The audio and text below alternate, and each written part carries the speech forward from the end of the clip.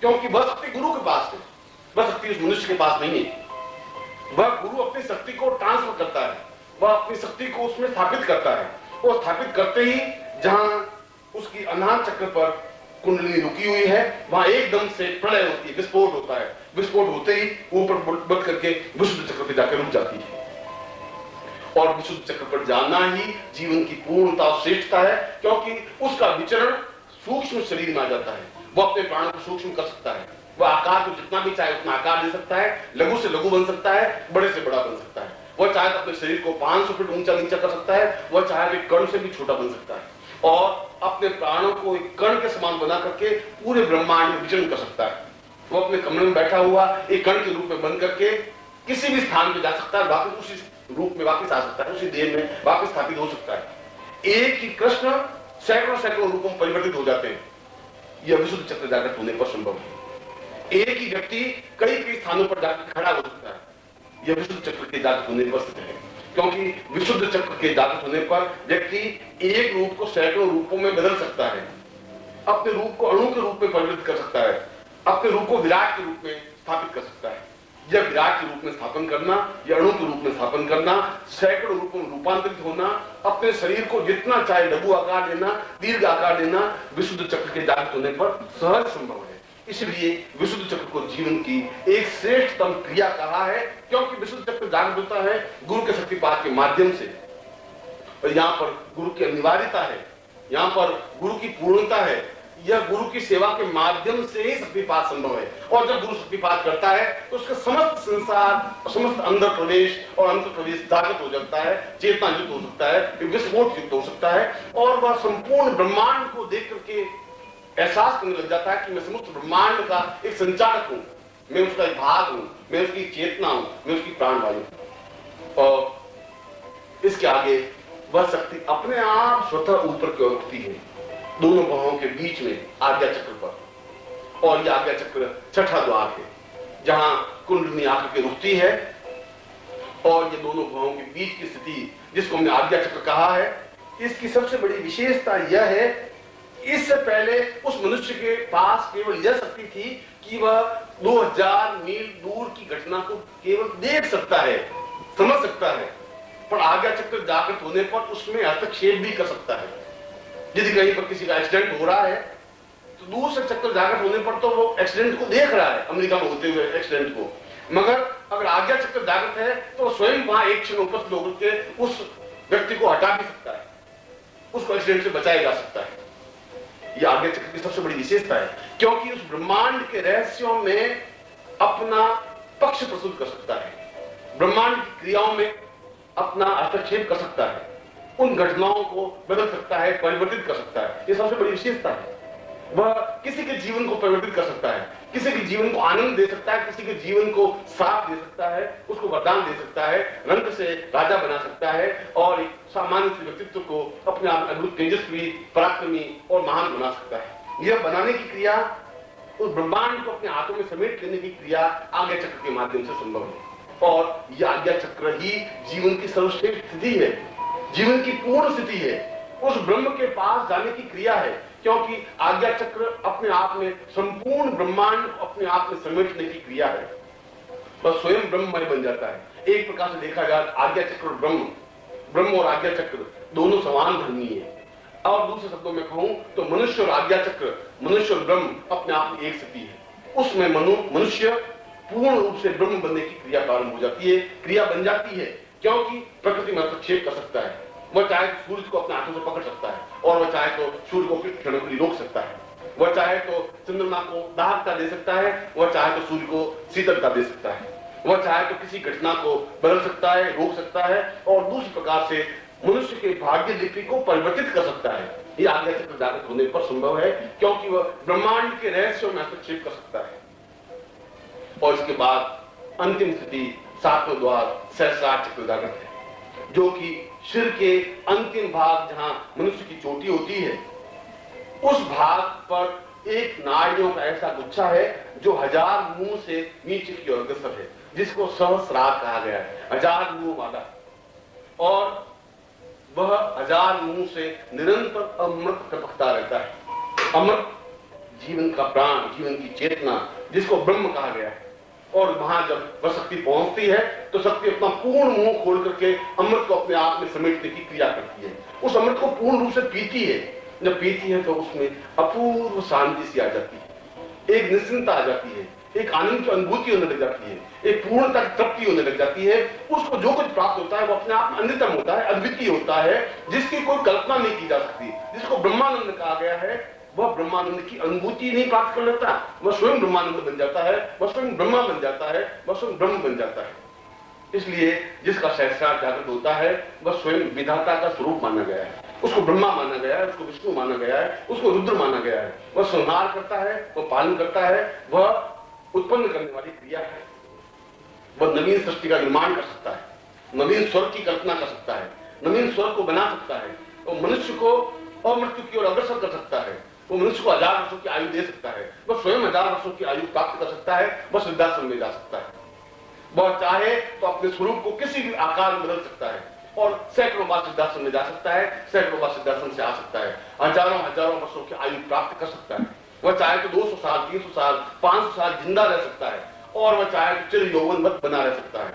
यह तभी संभव है जब उस अमृत का पान करने की क्रिया का उसको ज्ञान हो, जब उसको मालूम हो कि सहस्रार से जो अमृत टपक रहा है वह ऊपर उठती हुई शक्ति उस अमृत को अपने मुंह में लेकर के पी सकती हो। और जब पीने की क्रिया होती है, जब वह शक्ति उस अमृत को पीती है, तो अपने आप में मृत्यु हजारों करोड़ों मील पीछे हट जाती है। काल उसके सामने खड़ा नहीं रह सकता, मृत्यु उसके सामने उपस्थित नहीं हो सकती, क्योंकि वह अमृत्यु की ओर अग्रसर होता है। वह अमृतमय बन जाता है, वह चेतना युक्त बन जाता है, वह प्राणमय बन जाता है। यह तो जीवन की श्रेष्ठतम स्थिति है, क्योंकि वह सामान्य मानव जीवन नहीं रह पाता, वह देव जीवन बन जाता है। वह किसी भी लोक की यात्रा कर सकता है, वह चाहे ब्रह्मलोक, विष्णुलोक, रुद्रलोक, गौलोक, महालोक, भूलोक, भूलोक, तपालोक, सत्यलोक, और चाहे किसी प्रकार का लोक है, वह किसी प्रकार की लोक में यात्रा कर सकता है, सशरीर जा सकता है, आ सकता है। और सिद्धाश्रम में जाना ही जीवन की श्रेष्ठता और पूर्णता है, पवित्रता है, दिव्यता है, जहां जाने के लिए योगीजन तरसते हैं। उस स्थान तक पहुंचने की क्रिया को तभी संभव है जब वह सहस्रार को जागृत कर सकता है, क्योंकि सहस्रार तो अमृत का एक कुंड है जहां से निरंतर अमृत टपकता रहता है। और वह शक्ति जो आपने ऊपर उठाई है, उस शक्ति के माध्यम से आप उस अमृत का निरंतर पान करते रहते हैं, और उस अमृत को पान करने की क्रिया अमृत्यु की क्रिया है। इसलिए जब वहां उपनिषद में कहा है मृत्यु और माम अमृतम गमय, मृत्यु से अमृत्यु की ओर जाओ, इसका तात्पर्य है कि तुम्हें मूलाधार से सहस्रार तक जाने की क्रिया प्राप्त करनी है। और इस सारी क्रिया में तुम्हारा साथ देता है तुम्हारा गुरु है, वह गुरु जो स्वयं ब्रह्ममय है, वह गुरु जिसकी कुंडली जागृत है, वह गुरु जो सहस्रार जागरण कर चुका है, वह गुरु जो सिद्धाश्रम में जाने में समर्थ है, वह गुरु जो अपने स्वरूप को छोटा और बड़ा कर सकता है, वह गुरु जो अणु से महान, परमाणु, अणु से विराट बनने की क्रिया का ज्ञान है, मगर उसके बाद भी सरल है, सामान्य है, सहज है, उसको प्राप्त कर सकते हैं, उसके द्वारा सीख सकते हैं, उसके द्वारा अपने आप को विराट शक्ति में रूपांतरित कर सकते हैं। और इस प्रकार की जब स्थिति प्राप्त होती है तब व्यक्ति स्वयं नादमय बन जाता है, क्योंकि ब्रह्म को नाद कहा गया है। नाद का तात्पर्य है सारा शरीर झंकृत हो जाना। जब मंत्र उच्चारण करता है तो केवल उसके होंठ, उसकी जिह्वा उस मंत्र का उच्चारण नहीं करती, उसका प्रत्येक रोम रोम उस मंत्र का उच्चारण करने लग जाता है। एक साथ 84 लाख मंत्र का उच्चारण एक क्षण में होता है, क्योंकि 84 लाख रोमकूप हैं हमारे सारे शरीर में। अगर सारे शरीर के छिद्रों की गणना की जाए तो 84 लाख है। और उस समय जब वो एक मंत्र उच्चारण करता है तो 84 लाख मंत्र एक साथ उच्चरित होते हैं। वह नाद है, क्योंकि नाद केवल मुंह से नहीं निकलता, प्रत्येक रंध्रकूप से निकलते हुए शब्द को नाद कहा गया है। और यह नाद ब्रह्म तब उत्पन्न होता है जब वो सहस्रार तक पहुंचता है। सहस्रार पहुंचने पर जब अमृत का रसास्वादन करता है, सहस्रार पहुंचने पर जब अणु से विराट बनने की क्रिया का ज्ञान होता है, जब अपने आप के सिद्धाश्रम पहुंचता है, तब उसके शरीर के समस्त चक्र, शरीर के समस्त रोम को पूर्ण रूप से चैतन्य और जागृत हो जाते हैं। और जागृति नहीं होते, अपने आप में ग्रहण करने की और प्रदान करने की क्षमता प्राप्त कर लेते हैं। फिर उसकी जीभ नहीं बोलती, फिर उसके होठ नहीं बोलते, फिर उसका मुंह नहीं बोलता, उसका प्रत्येक शरीर का रोम रोम बोलता है, प्रत्येक शरीर का छिद्रकूप बोलता है, प्रत्येक शरीर का अणु परमाणु बोलता है, उसके शरीर का अंतर्भाग बोलता है, बाह्य भाग बोलता है। ऐसा व्यक्ति अपने आप में अत्यंत शांतमय और श्रेष्ठतम क्रिया का अधिकारी बन जाता है। ऐसे व्यक्ति को परमहंस कहा गया है, पूर्णता कहा गया है, 16 कला युक्त कहा गया है। मगर ऐसा व्यक्ति अत्यंत साधारण होता है, धोती कुर्ता पहना हुआ सामान्य रूप में, तुम्हारी और मेरी तरह, उसमें कोई विशेष अंतर नहीं होता, मगर उसके शब्द में एक सच्चाई होती है, एक श्रेष्ठता होती है, एक वजन होता है, ताकत होती है, एक क्षमता होती है। वह जो कुछ कहता है वो सत्य होता है, वह जो कुछ चाहता है वो कर सकता है, वो प्रकृति में हस्तक्षेप कर सकता है, प्रकृति को अपने अधीन कर सकता है, प्रकृति को अपने अनुकूल बना सकता है। ये सामान्य क्रिया नहीं है, यह अणु से विराट की यात्रा है, यह मनुष्य से ब्रह्ममय बनने की यात्रा है, यह मूलाधार से सहस्रार तक और नाद तक पहुंचने की क्रिया है। और उसका नाद गुंजरण 84 लाख शरीर के रोम से जब शब्द उच्चरित होता है तो वह शब्द समस्त ब्रह्मांड में गुंजरित होता है। सब कुछ सुनते हैं, एहसास होता है कि कोई व्यक्तित्व है, कोई पर्सनलिटी है, कोई चिंतन है, कोई चिंतक है। वह अपने आप में संपूर्ण ब्रह्मांड में समावेश हो जाता है, संपूर्ण ब्रह्मांड उसके अंदर समावेश हो जाता है, ब्रह्मांड का एक भाग बन जाता है। बस सूर्य लोक, चंद्र लोक और जो भी लोग हैं वे समस्त लोगों को अपने अंदर में समेटे हुए खड़ा होता है। ऐसी स्थिति बनने की क्रिया कुंडलिनी की सहज स्वाभाविक क्रिया है। और इसीलिए इस कुंडलिनी के जागरण में, इस नाद ब्रह्म के जागरण में मनुष्य की पूर्णता, श्रेष्ठता, पवित्रता और दिव्यता है।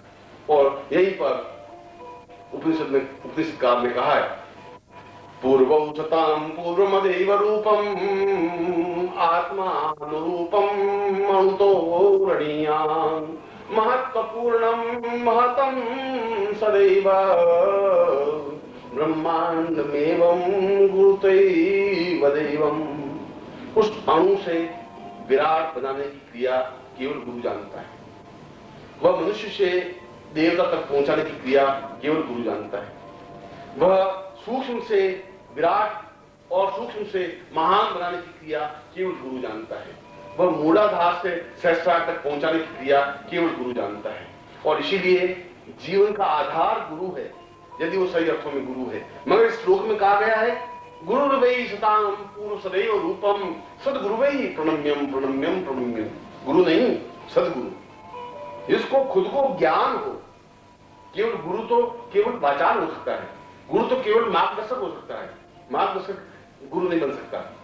मार्गदर्शक तुम्हें उस मंजिल तक नहीं पहुंचा सकता, सदगुरु पहुंचा सकता है, क्योंकि सदगुरु उस रास्ते का अनुगामी है। और सदगुरु संसार में बहुत बिरले हैं, क्योंकि सीधा समझाना सहज संभव नहीं है, सामान्य स्थिति नहीं है, सामान्य क्रिया नहीं है। अपने शरीर के साथ, इस देह के साथ उस सिद्धांत में जाना और आना अत्यंत ही दुष्कर, कठिन, असंभव और दुर्गम है। क्योंकि जिसका सहस्रार जागृत है और सहस्रार के बाद जिसने नाद जागृत कर लिया है, वह उस सिद्धांत में पहुंच सकता है।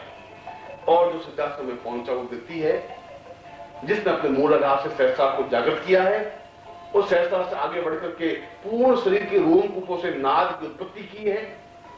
उस सारे सूत्रों को उसने अपने शरीर के रोमकूपों से जागृत और चेतना युक्त बनाया है।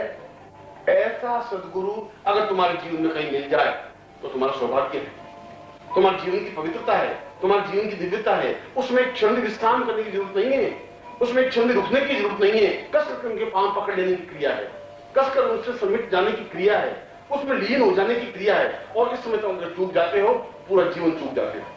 उसमें एक क्षण का विलंब भी पूरे जीवन को मध्यामेट कर देता है। उसमें अगर तुम चूक गए तो सामान्य भोगी व्यक्ति बनकर के रह जाते हो, उसमें अगर तुम चूक गए तो तुम्हारे हाथ कुछ भी नहीं रह सकता। इसलिए इस अनंत पथ की यात्रा में जहां भी तुम्हें सदगुरु मिल जाए, गुरु तो तुम्हें कहीं पर भी भगवे कपड़े पहने हुए मिल जाएंगे, मगर सदगुरु न भगवे कपड़े पहनता है, न कोई चालाकी करता है, न दूरता करता है। उसकी वाणी में एक ओज होता है, सत्यता होती है, एक श्रेष्ठता होती है, एक दृढ़ता होती है, एक क्षमता होती है। वह तुम्हें ठोकर भी मार सकता है, वह तुम्हें प्यार भी कर सकता है, वह तुम्हें चेतना युक्ति बना सकता है, वह तुम्हें अपने शरीर में समाहित भी कर सकता है। और शायद उसके शरीर में गुरु अपने आप में तुम्हारे शरीर में समाहित हो सकता है। ऐसी स्थिति में जब सदगुरु मिल जाए तो तुम्हारा सौभाग्य है, क्योंकि वह सुगंध है, वह सुगंध का झोंका है। सुगंध का झोंका आया और बहा, रुकता नहीं है। वह तो नदी की तरंग है, आई और एकदम से निकल गई। वह तो एक क्षण है, आया और निकल गया, उस समय तुम्हें सतर्क रहना है, सावधान रहना है। जीवन के किसी भी भाग में, जीवन के किसी भी क्षण पर, इस रास्ते पर, जो रास्ता तुमने जीवन का रास्ता बताया है, इस जीवन के रास्ते पर किसी भी क्षण गुरु, सदगुरु तुम्हें प्राप्त हो सकते हैं। वह सदगुरु किसी रूप में हो सकता है, किसी भी वर्ण का हो सकता है, वह दुबला पतला हो सकता है, मोटा हो सकता है, वह कई रूपों में रह सकता है, क्योंकि तुम उसको पहचान नहीं सकते। उसके अंदर की छिपी हुई वृत्तियों को, उसके अंदर छिपी हुई तेजस्विता को तुम पहचान नहीं सकते, संभव नहीं है तुम्हारे लिए। तुम तो एक अणु हो, उस विराट को पहचानने के लिए तुम्हारे पास क्षमता नहीं है, उस विराट को समझने की तुम्हारे पास शक्ति नहीं है, उस विराट को अपनी बाहों में समेटने के लिए तुम्हारे पास सामर्थ्य नहीं है। आवश्यकता है उस समय अपने आप को पहचानने की, उस क्षण को समझने की, गुरु के चरणों में अपने आप को लीन हो जाने की और गुरु के चरणों में अपने आप को समर्पित करके प्रार्थना करने की, वह तुम्हें अणु से महान की ओर यात्रा करा सके, तुम्हारे मूलाधार से सहस्रार तक जागृत कर सके, तुम्हारा नाद जागृत कर सके, तुम ब्रह्मांड का एक पार्श्व बना सके, तुम्हारे जीवन को पूर्णता दे सके। और मैं तुम्हें ऐसा ही आशीर्वाद देता हूं कि तुम इस जीवन पर बढ़ते हुए पूर्णता प्राप्त करो। मैं एक बार तुम्हें पुनः आशीर्वाद दे रहा हूं।